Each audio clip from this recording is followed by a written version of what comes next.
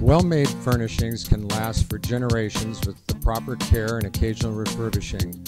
With us today is Dave Gable of Gable's Custom Refinishing and Upholstery in Seattle for a discussion and a shop tour. This business has been around in Seattle here since 1945. Yes. And Dave's dad started it, and Dave took over the business in 1980. Our mission is to kind of understand a little bit about the process of refinishing, of reupholstering furniture, what to look for, and just kind of get some good general information on it. So thanks for seeing us today, Dave. I've been told it takes about 10% of the overall environmental impact to restore a piece of furniture as opposed to buying new manufactured furniture.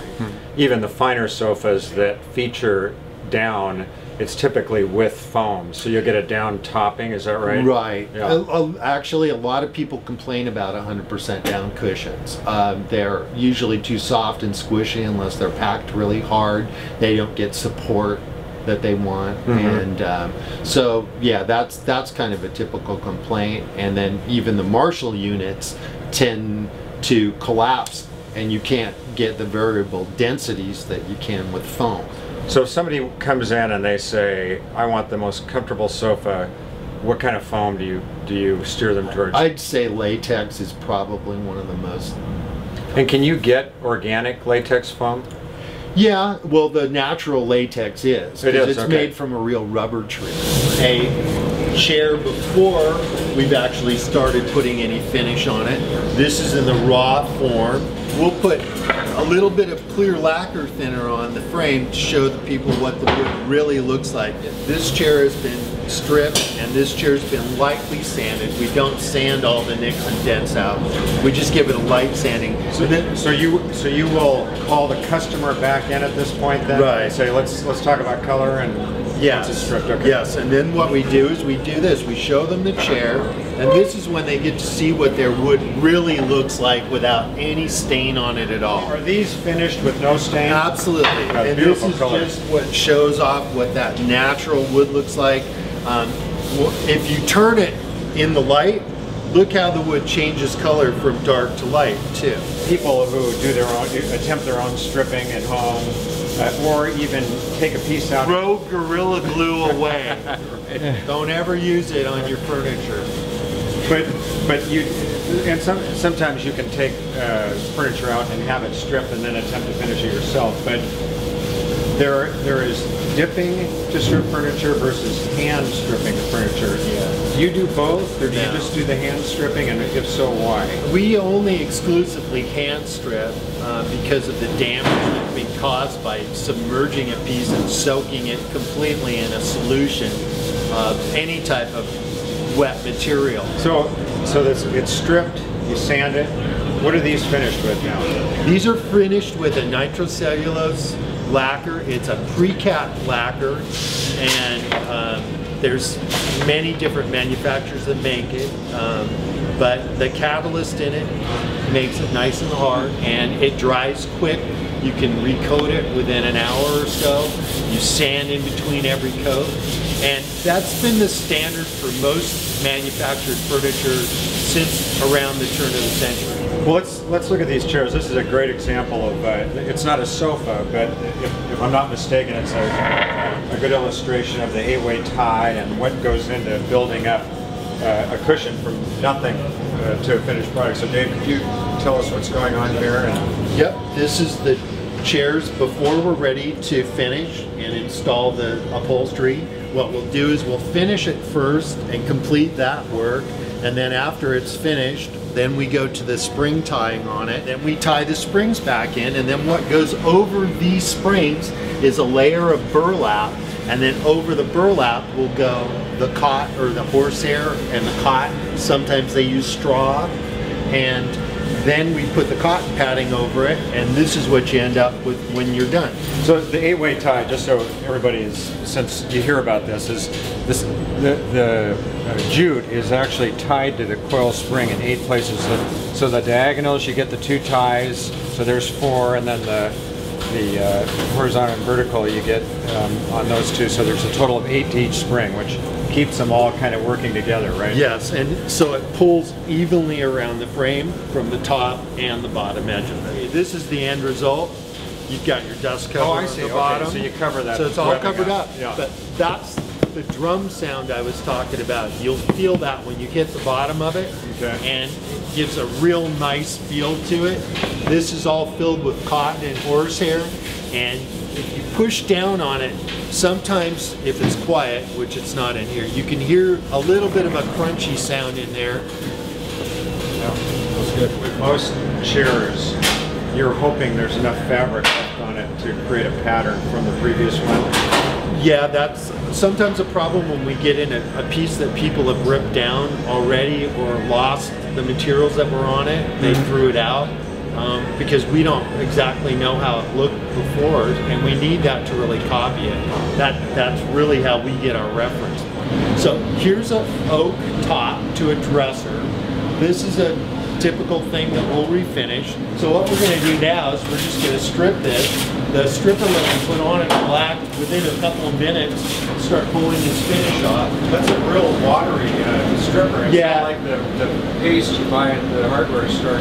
We use this because we want it to run around the piece and coat it. So this will start kicking up with just a minute or two. You can actually already see the finish coming up and lifting off of it. Is this a commercial stripper stronger than what a consumer will find, or is this just... You could buy this at some groceries or some hardware stores, but it's definitely toxic. It's definitely something you want to have a vent when you use it, and typically I'm all masked up, gloved up, and got safety protection like Chase has on when we do this type of work. But you can see how quickly it works, so it only takes a matter of several minutes on most of these finishes to just get it right back to the wood. It would get a lacquer thinner wash, which is actually rinsing this piece off, which I'm not doing now, but we'll actually rinse this off twice. That gets the residue off. And that gets the stripper off, and then when that's done, it will dry in 20 minutes. We don't typically sand the finishes off. We want to hand strip them off because hand stripping goes in and pulls the finish out of the wood. Here's a dining room chair getting ready to re-glue. It's got a couple of broken joints on it, but typically what we do is knock it apart. It will pop loose on the joints when you tap it. So these are a couple of Hitchcock chairs, and these are the ones we don't want to refinish. This has the original finish on it that was put on it sometime in the mid to early 1800s. And these are stenciled on here. This chair is going to have a new rush seat put in it. We're actually taking the rush out of this one. We're going to knock this apart. We're going to pull out all of the bad repairs that were done on it. Then we'll turn this into pieces, put it back together, put a new rush seat on it, and before the rush seat's put on it, I'm going to give it a really good cleaning, and the cleaning will bring out the stenciling on this again. I'm going to clean it with mineral spirits, and then I'm going to touch it up just a little bit and recoat it with shellac, and then rub the shellac out. And that's going to preserve all of the original finish. It's still going to leave the nicks, the dents, the chips. Coat it again with paste wax, and then tell the customer to do that from time to time, and those chairs should last for generations after that's done to them. So here's a modern sofa we've restored, reupholstered. Now this is the type of piece that actually I can tell somebody I've never done one of these before, but you've probably not seen too many couches like this. They put on a good polyester microfiber fabric, so it's very durable, it'll hold up well, and this just kind of shows the examples of some of the more contemporary modern furniture that we'll do along with the antiques that we restore. It's an unusual piece. You've heard us talk about horsehair and hog hair. This is it. This is how we buy it. It's brought into us from the manufacturer this way. It's actually been run through a process. There's no smell, no odor to it. It's clean. It's got a beautiful resilience to it that springs back, and you wrap this with heavy cotton, and that's actually what's inside this piece here. Now here's a typical piece that we're not refinishing the frame on. We'll go back over it, touch it up and clean it up. It wasn't in real bad shape, but what we've done is we've saved the original padding that was in here, put it back inside, and done the 8-way hand-tied springs on it again. We glued the frame up, and so this one just needs a little bit of gimp on it. It's ready to go. What is the gimp? The gimp is that lacy type of material. Oh, that goes around the border here? Yes, and what this really does is it just covers up what we've really done to attach the fabric. Got it. And so you'll either use a gimp or a double welt. This is the pin core latex foam. This is the old style of foam that was first invented. It's heavier, it actually has holes in it, it breathes. It's what they're building a lot of mattresses out of these days. Actually, I think that's what's brought it back. The mattress industry has brought pin core back.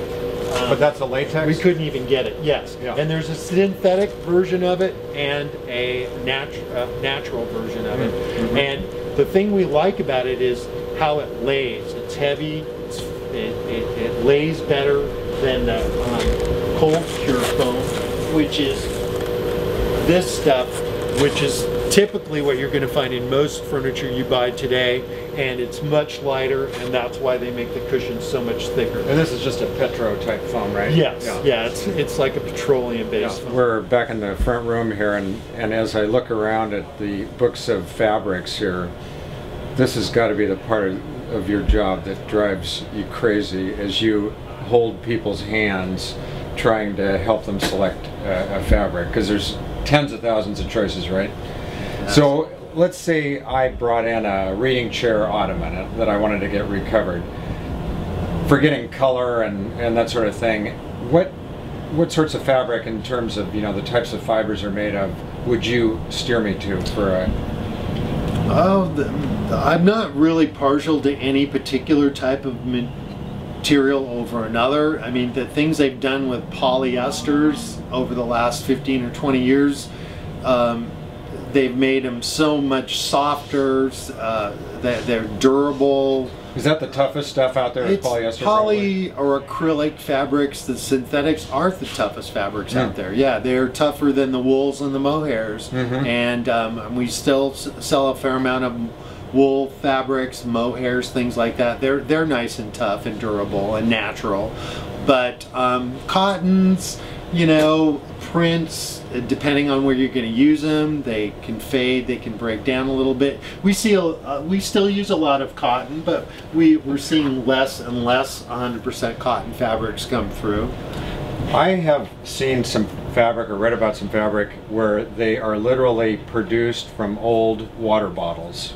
They are recycled to that extent. We do carry recycled polyesters. That's what those are. Is that what that is? There's this concept the industry uses. Is it called double rub, or how many rubs? What's that? The double rub count is based on there's a Wiesenbeck double rub count. It's based on a guy named Wiesenbeck. It's kind of like the Richter scale. It's based on his idea of how many rubs it takes before a fabric starts to show wear. There's several different tests they use. They use a cotton test, they use a wire mesh test, but basically it rubs on the face of it and starts to fray the fabric, and when it does, that's when they cut off the machine that does so many rubs on it. And they have fabrics that'll go from 5,000 double rubs up to 1,000,000 double rubs. I've seen some that high. Most of them on commercial are about 50,000 double rubs to 150,000 double rubs. Dave, we want to thank you very much for all your time here today. It's a fascinating business. I mean, because you know, in the green world we're all trying to live in, I think that this is you know, one of the fundamentals that we can all do to help that cause. So thank you very much. Yep, thank you very much. Nice, appreciate talking doing with it. you.